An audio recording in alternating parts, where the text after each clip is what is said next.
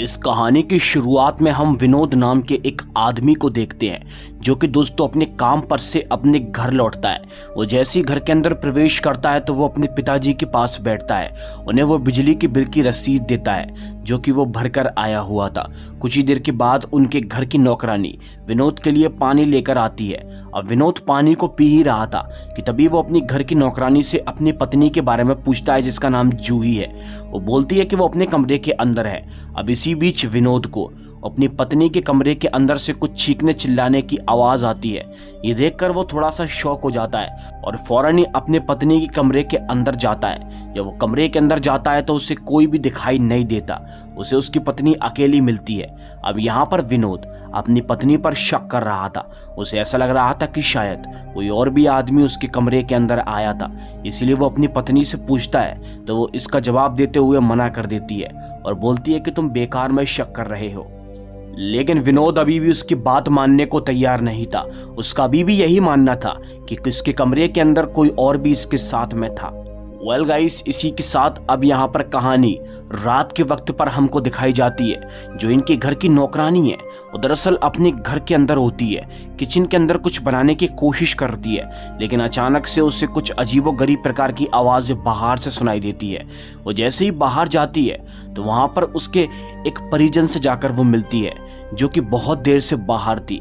अब वो उससे अभी बात कर ही रही थी कि तभी अचानक से जो उसकी रिश्तेदार थी उसके चेहरे पर कुछ अजीबोगरीब प्रकार के भाव दिखते हैं। इसे देखकर वो नौकरानी बहुत ही डर जाती है। उसे ऐसा लगता है कि शायद इसको कुछ ना कुछ तो जरूर हुआ है। अब दोस्तों इसी बीच हम देखते हैं अगले ही पल वो लड़की अचानक से एक शैतान, एक हैवान के रूप के अंदर तब्दील हो जाती है, जहां हमको पता चलता है कि वो इसके घर की कोई परिजन, कोई लड़की नहीं, बल्कि यही खतरनाक सा शैतान हैवान होता है जो कि परिवार के किसी भी सदस्य का रूप ले सकता है। वो हैवान उस नौकरानी के ऊपर चढ़ जाता है, उसके शरीर का पूरा खून चूस लेता है और उसे मौत के घाट उतार देता है, उसे मार डालता है।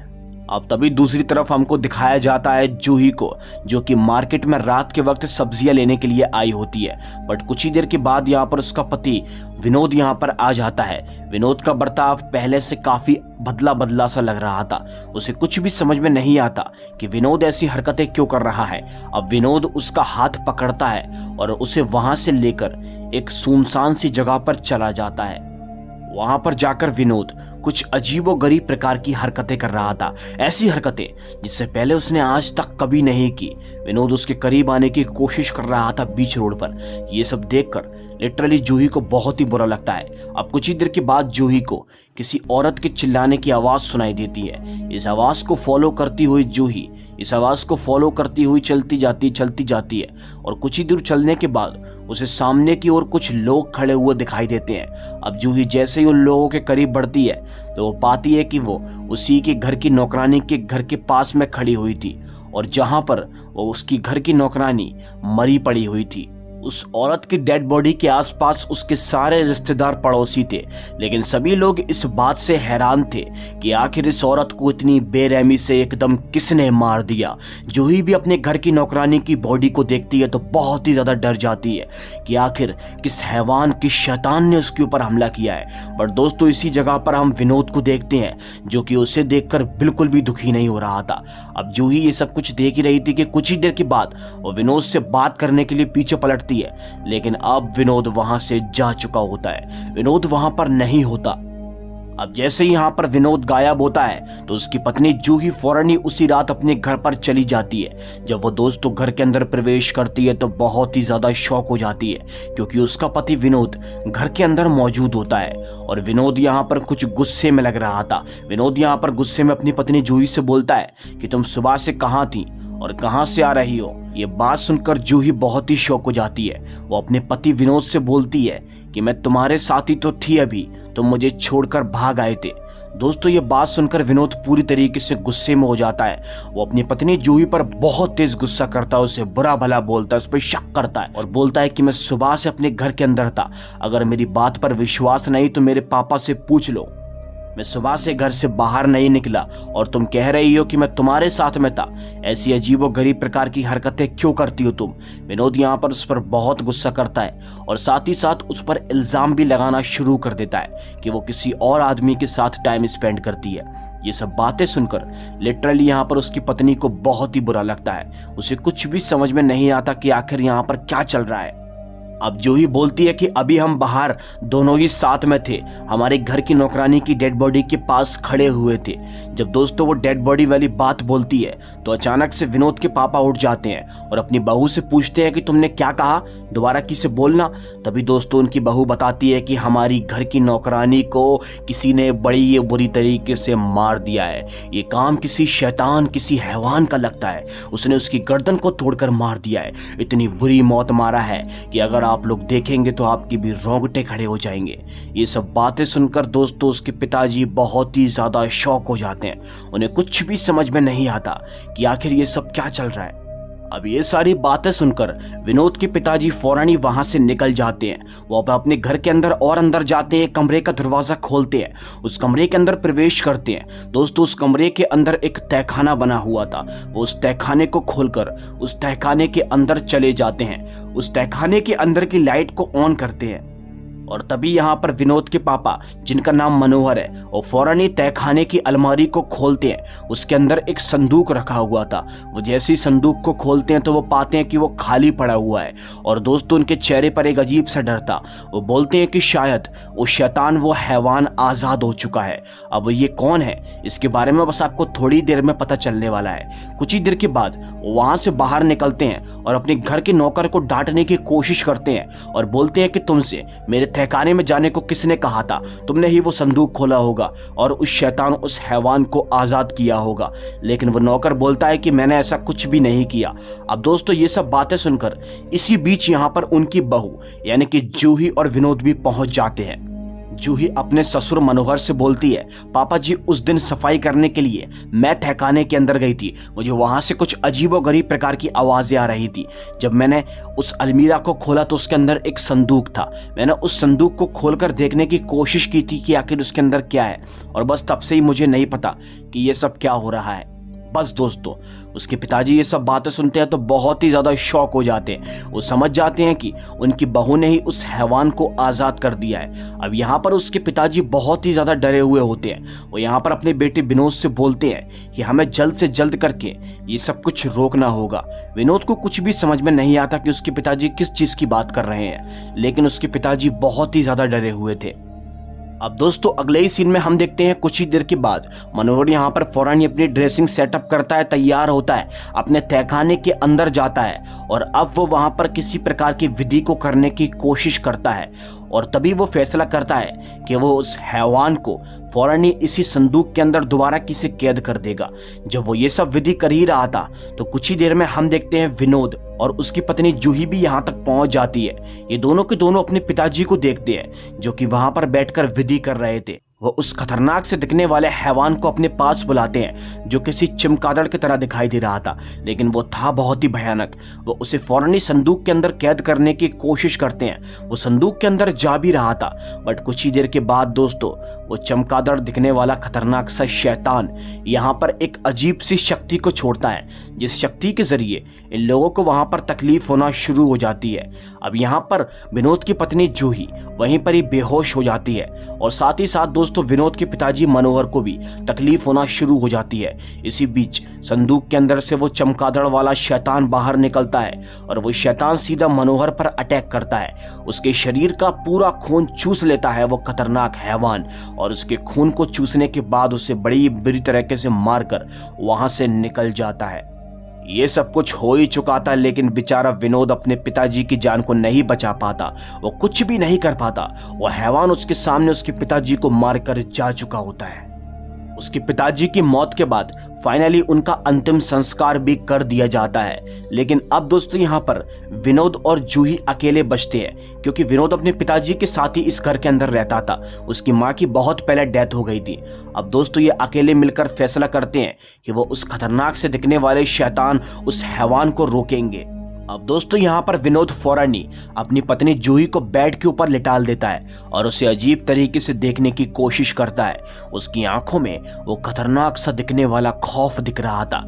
ये सब देखकर उसकी पत्नी जूही को बिल्कुल भी अच्छा नहीं लगता और वो समझ जाती है कि ये उसका रियल पति नहीं बल्कि हो सकता है कि वो हैवान है, इसीलिए वो उसे खुद से दूर करने की कोशिश करती है। अब कुछ ही देर के बाद वो हैवान जो कि विनोद का रूप लिया हुआ था वो अपने रूप के अंदर वापस आ जाता है और अपना खतरनाक सा रूप फाइनली अब वो जूही को दिखाता है। जूही ये सब देखकर बहुत ही डर जाती है और चिल्लाने की कोशिश करती है, अपने पति को बुलाने की कोशिश करती है। कुछ ही देर के बाद वहां पर रियल वाला विनोद आता है जिसके हाथ में एक मसाल थी। विनोद वहां पर आकर फौरनी उस हैवान को भगाने की कोशिश करता है क्योंकि उस हैवान को आग से बहुत ही डर लगता है। विनोद फाइनली उस हैवान को भगा देता है और अब दोस्तों यहाँ पर ये दोनों के दोनों आपस में बात करते हैं। जूही यहाँ पर विनोद से बोलती है कि तुम इतने दिन से मुझ पर शक कर रहे थे, लेकिन ये हैवान इतने दिन से तुम्हारा रूप लेकर मेरे सामने आता था। मुझे लगता था कि वो तुम ही हो, लेकिन असल में वो शैतान हुआ करता था।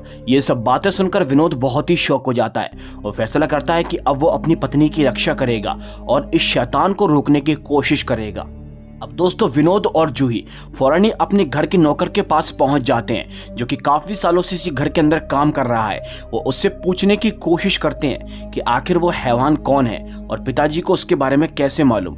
वो नौकर यहाँ पर विनोद से बोलता है कि मुझे ज्यादा कुछ नहीं पता, लेकिन इतना जरूर पता है कि उस हैवान को तुम्हारे पिताजी ने काफी साल पहले उस संदूक के अंदर बंद कर दिया था, लेकिन अब वो दोबारा किससे आजाद हो चुका है। इनके घर का नौकर उन्हें एक तांत्रिक, एक गुरुजी का एड्रेस बताता है जिन्हें कि इन सब के बारे में सब कुछ पता होगा। विनोद और जूही फौरन ही उस एड्रेस को लेते हैं और उस एड्रेस को लेकर उस जगह पर चले जाते हैं जहां पर गुरुजी बैठा करते हैं। अब ये फौरन ही गुफा के अंदर एंटर करते हैं तो ये पाते हैं कि गुरुजी सामने की ओर बैठे हुए हैं। ये लोग गुरुजी के पास जाकर बोलते हैं कि हमें आपकी मदद की जरूरत है। विनोद बोलता है कि मैं मनोहर का बेटा हूँ। दोस्तों बस उसने इतना बोला ही था कि तभी अचानक से गुरुजी मनोहर से बोलता है कि मुझे सब कुछ पता है, तुम कौन हो और यहाँ पर किस लिए आए हो, सब जानता हूं मैं। अब विनोद यहाँ पर गुरुजी को सारी बातें बताता है कि तभी अचानक से गुरुजी बोलते हैं कि ये सब तुम्हारे पिता के चक्कर में हुआ है, तुम्हारे पिता ही एक तंत्र विद्या वाले इंसान हैं। ये सब सुनकर विनोद बहुत ही शौक होता है और बोलता है कि मेरे पिता एक सीधे से इंसान है, मैं उन्हें अच्छे से जानता हूँ। और दोस्तों तभी गुरुजी बोलते हैं कि तुम्हें उनके बारे में कुछ नहीं पता, तुम्हारे पिता एक तांत्रिक हुआ करते थे, वो काला जादू जैसी चीजों को सीखने की बहुत ही ज्यादा खूबी रखा करते थे। वो मेरे ही शिष्य हुआ करते थे और मैंने ही उनको कई सारी विद्याएं सिखाई थी। लेकिन गुरुजी बताते हैं एक बार की बात है, उन्हें एक माला नाम की लड़की से प्यार हो जाता है। उस लड़की से बहुत प्यार करते थे, लेकिन उस लड़की ने इनकी गरीबी के चलते इन्हें छोड़ दिया था। जब उस लड़की ने इन्हें छोड़ा तो ये बहुत ही ज्यादा क्रोधित और बहुत ही ज्यादा गुस्सा हो गए और इन्होंने उस लड़की को सबक सिखाने के लिए एक चमगादड़ दानव का सहारा लिया, यानी कि एक खतरनाक से दिखने वाले शैतान को अपनी काली शक्तियों के जरिए उसे प्रकट करवा दिया। उस हैवान को इस दुनिया में बुलाने के बाद उन्होंने उस लड़की को सबक सिखाया जिससे कि वो प्यार किया करते थे और उस लड़की ने एक लड़के से शादी भी कर ली थी। लेकिन इसी दौरान शैतान ने दोनों को मौत के घाट उतार दिया था, उन्हें मार दिया था। अब यहाँ पर तुम्हारे पिता मनोहर ने अपना बदला ले लिया था, जिसके बाद वो शांत हो गए थे। लेकिन वो खतरनाक सा दिखने वाला हैवान वो शांत नहीं हुआ। अब उसने बेवजह लोगों को मारना शुरू कर दिया, बेवजह लोगों की हत्याएं करना शुरू कर दी। जब ऐसा तुम्हारे पिता को पता चला तो उन्होंने उस खतरनाक से शैतान को एक संदूक के अंदर बंद कर दिया। लेकिन अब देखो, संदूक खुलने की वजह से वो दोबारा किसे आजाद हो चुका है। अब दोस्तों इसी बीच जूही यहाँ पर गुरुजी से बोलती है कि वो दानव इतनी बार मेरे पास आ चुका, मेरे करीब आ चुका, लेकिन आज तक उसने मुझे क्यों नहीं मारा।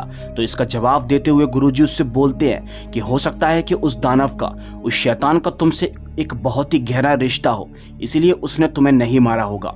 अब ये लोग अभी आपस में बात ही कर रहे थे कि तभी अचानक से इन्हें उस दानव के घुर्राने की आवाज सुनाई देती है, जिसे देखकर ऐसा लग रहा था जैसे कि वो आने वाला हो।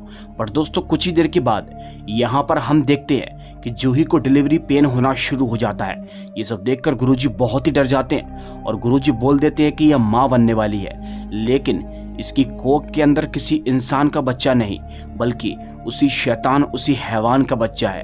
गुरुजी तंत्र मंत्र में बहुत ही ज्यादा सिद्ध थे, इसलिए वो सब कुछ पहले से ही जान चुके थे। और साथ ही साथ गुरुजी बोलते हैं अब पता चल गया है कि उस दानव ने तुम्हें क्यों नहीं मारा, क्योंकि उसका बच्चा तुम्हारी कोख में पल रहा है।